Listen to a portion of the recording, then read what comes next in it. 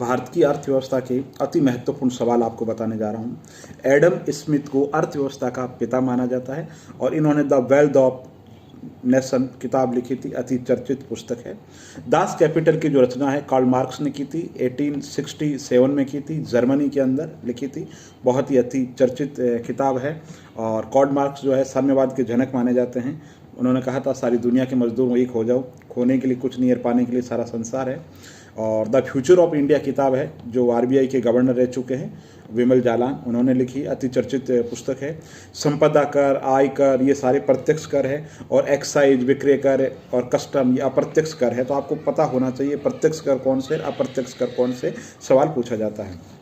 भारत में 1860 में James Wilson ने आय कर लागू किया था और बजट के जनक माने जाते हैं जेम्स विल्सन।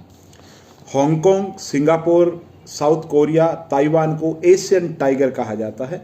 बहुत बार ये सवाल पूछा जाता है। कीमत और जो मांग है ना उसमें उल्टा संबंध है, एक बढ़ेगी तो दूसरी घटेगी।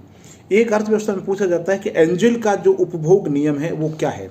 एंजल का उपभोग नियम कहता है कि आय बढ़ने पर भोजन पर होने वाला जो व्यय है ना वो तो घट जाता है, मकान और कपड़े पर होने वाला जो व्यय है वो स्थिर रहता है, शिक्षा, स्वास्थ्य और मनोरंजन के व्यय में अनुपात में वृद्धि होती है। यानी कि एंजल्स का उपभोग नियम ये कहता है कि अगर आय बढ़ेगी तो आदमी खान पान पे जो खर्चा है वो कम करेगा, शिक्षा स्वास्थ्य पे ज़्यादा करेगा। तो एंजल का नियम है, किससे संबंधित ये पूछा जाता है।